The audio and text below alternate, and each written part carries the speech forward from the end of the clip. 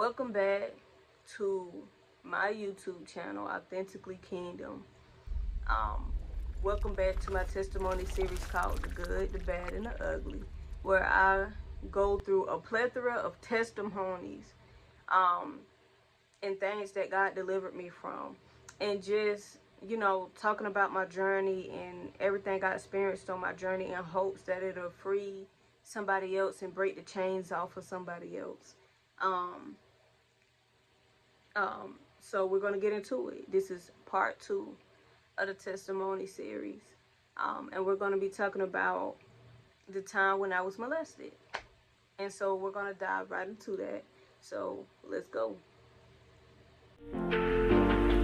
This one for the outcast, done bad, quiet in the back class, different from the rest of ones they look past. This one for the outcast, yeah. This one for the outcast, yeah. This one for the outcast, done bad, quiet in the back class, different from the rest of ones they look past. This one for the outcast, yeah. This one for the outcast, yeah. So we just go hop into it. When I was younger, around the age of 5, I remember my mom dropped us off at this daycare. We're going to call this daycare B. And so at this daycare, right, they had a playground. And with this playground, it was a big kid side and it was a small kid side. I was on the small kid side. I was around the age of 5 or 6. My older sisters was on the big kid side. I'm the youngest of 5 girls. My mama had 5 girls. So I'm on the little kid side. And I remember at this particular daycare, it was maybe 5 or 6 adults at this daycare, but it was like maybe 10 or 15 children, if not more. And so I just want y'all to keep that in mind, because nothing can convince me that 5 to 6 adults can watch 10 to 15, if not more, children at one time. Not every second, every minute, and every hour. And so every time we had recess at this daycare, everybody was out of the building and everybody was on this playground. And so it was a teacher on the big kid side and it was teachers on the little kid side, just monitoring the little kids and stuff like that, because they had to monitor them more. And so if you were potty trained and you already knew how to use the bathroom and stuff like that, and you had to use the restroom, it'd be like, okay, go in the building, use the restroom, wash your hands, come back out, come back on the playground. Boom. All right, so one day I had to use the restroom. And I remember going into the restroom, using the restroom. It was a regular day for me. And I remember coming out the stall and washing my hands. And as I'm coming out the stall, is this tall, stocky boy. He looked like maybe around the age of 10 or 11, washing his hands at the sink. So I didn't pay it no mind. I'm like, okay, like, little boys and girls always come into this restaurant. It was a restaurant for little boys and girls. So, like, if you was to go into this building, turn left, pivot right, along the wall, it's a row of saints. And then if you walk further down a little bit, it's stalls on the back wall, like going across. And so you would do your thing, come out, wash your hands, come back out the door, back on the playground. I remember coming out the stall, washing my hands, and this boy watching me. And all of a sudden, he tall, he's stocky, he got a little muscle to him. He grabbed me up like this, and then he just started touching me inappropriately. And so I couldn't register what he was doing at the time. I just knew that I wanted to get out from his arms. And I was a small, skinny little girl. So he knew to hold me like this with my arms to my side so that I couldn't really move. And he would hold me so tight, like, to the point where it would feel so uncomfortable, because he's binding I feel like he's binding my body. And he would just be touching me inappropriately and stuff like that. And so I remember eventually I wiggled free somehow, and I, boom, took off out the door. And I remember before I wiggled free from his arms, I remember him telling me in my ear, because he had me like this close to him, like my head over here. I remember him telling me, like, threatening me, you better not tell nobody, I'm gonna do something to you. And so as a little child, I'm thinking like, okay, I'm running back to this playground, but I'm not gonna tell the adults, I'm not gonna tell my mama, I'm not gonna tell my sisters, because if I tell, he go harm me, he go hurt me. He said he would. And I already feeling how strong he was and stuff like that, it just intensified my fear for him. And so as I got older, I realized I was in a state of trauma, but I didn't know how to process it. I didn't know how to process what was going on in my mind at that moment of that happening. And so I internalized a lot of things, and I never told my mom or sisters them what happened until I got a little older, maybe around the age of 19 or 20. I would just advise the parents to keep an eye on your child. Always, I don't care if you think you can trust them people with your child life. Keep an eye on your child at all times. You do not know people's intentions. Even daycares, those workers cannot keep their eyes on every single child. If they can, by the grace of God, hallelujah.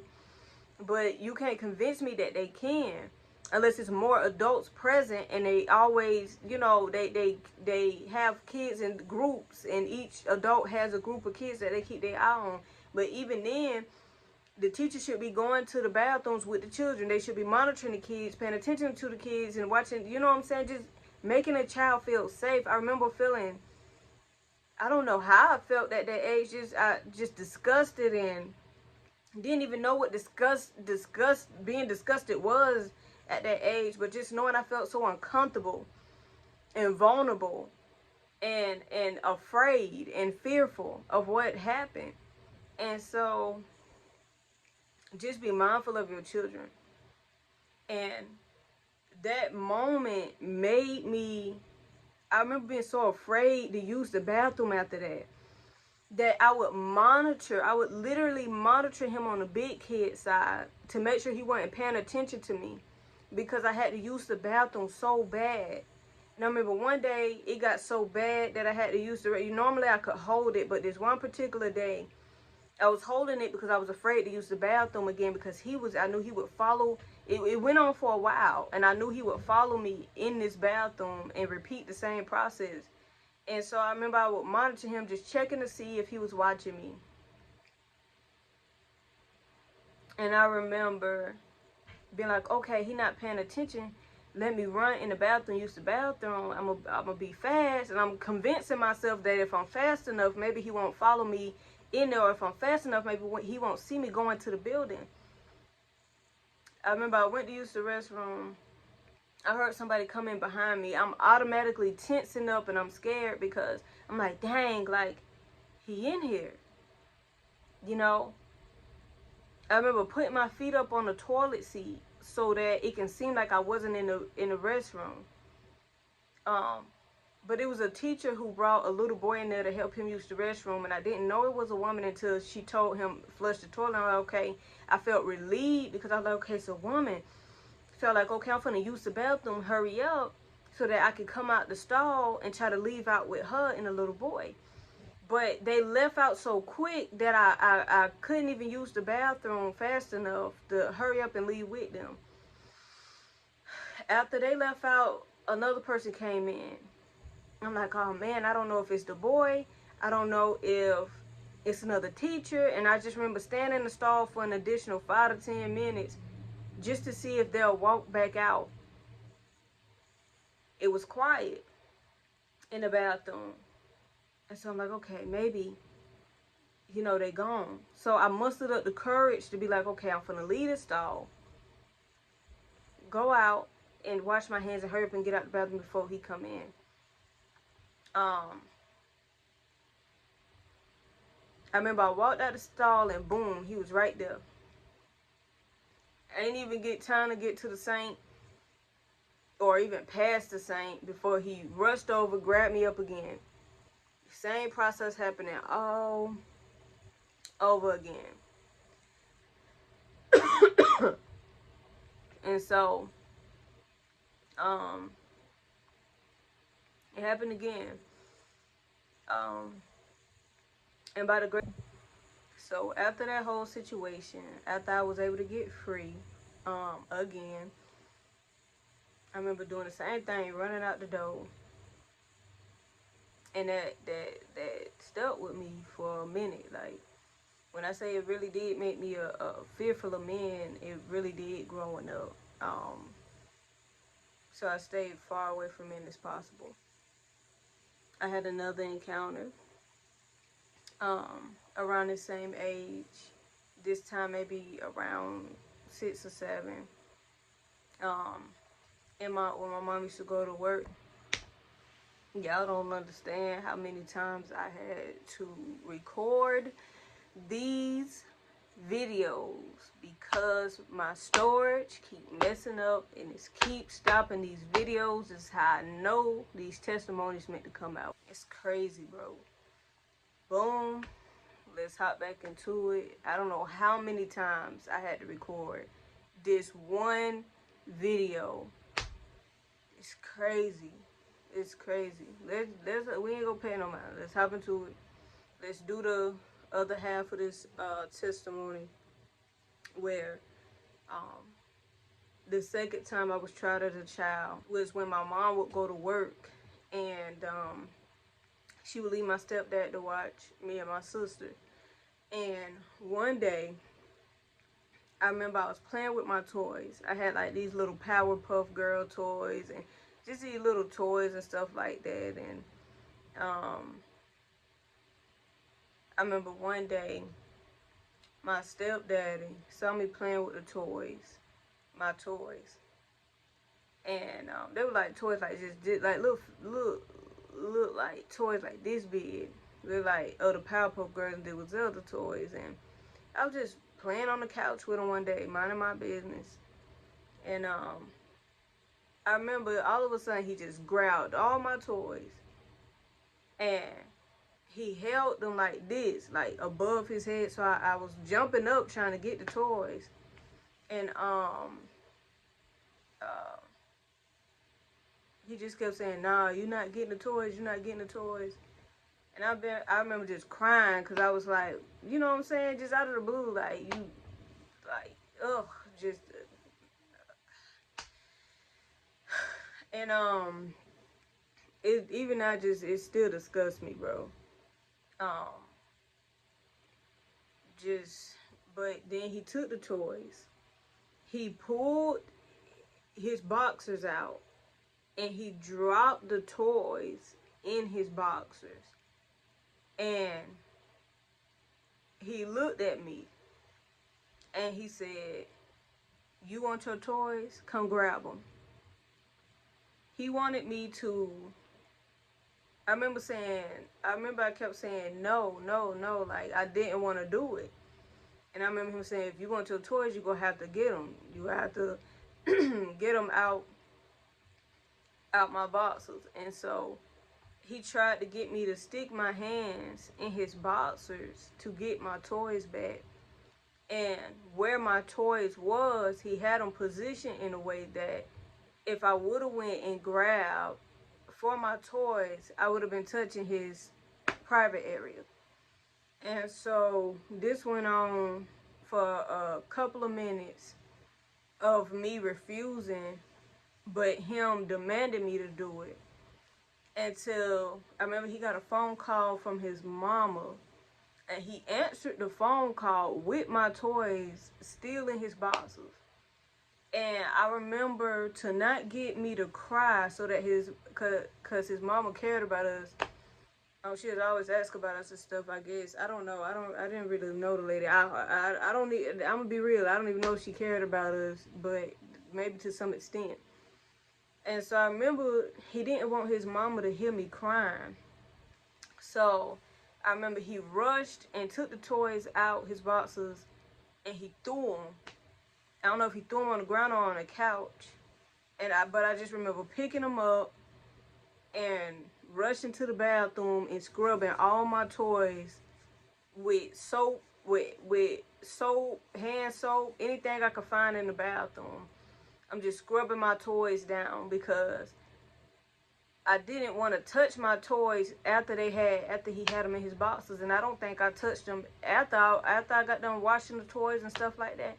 I don't think I ever picked back up them toys because it was attached to something traumatizing. And even then, I didn't tell my mama what happened. I never told her what happened actually. And this is actually the video where this is my first time, if she ever watches this, of her knowing that the man you was with tried me as a child. And I was too afraid to speak up about it until I got the courage to speak up about it. But I still never spoke up about it because God had healed me in that area. This is why I didn't trust a lot of men, because on two separate occasions I was tried by two separate men. One was a boy, an older boy, and one was an actual grown man. And so I didn't really trust him. But God healed me in such a way that I forgave both of them in my heart. And you know how people say forgive and forget? I can always forgive, but forgetting is something that a victim will never. You can't forget the experiences that you went through or been through. You can only outgrow the experience. So yes, I still remember those experiences, but they don't affect me no more because I took my life back. I took my light back out of that dark position that I was in as a child. And so I thank God for that. And I was even able to forgive him in my heart. And this is a reason why I never told my mama about him doing that, is because I felt like I had reached a stage where I was able to forgive him in such a way that I didn't want to tell them, because I didn't want them to have no unforgiveness in their hearts. You know what I'm saying? If I already forgave them, what's the point of putting unforgiveness in their heart? Because this is somebody who we kind of have our childhood. We grew up with this man and stuff like that. And they probably wouldn't have never expected him to do something like that. Because he painted the picture as if he wouldn't have never been a person to do that. So this is my testimony. Thank y'all for sticking around and listening to my testimony. Thank you for being a part of this testimony series, the good, the bad, and the ugly. And I hope to see y'all again for part 3 of this testimony series. Thank you for watching. God bless, and may the peace of God that surpasses all understanding always be with you. In Jesus' name, amen. I'm out.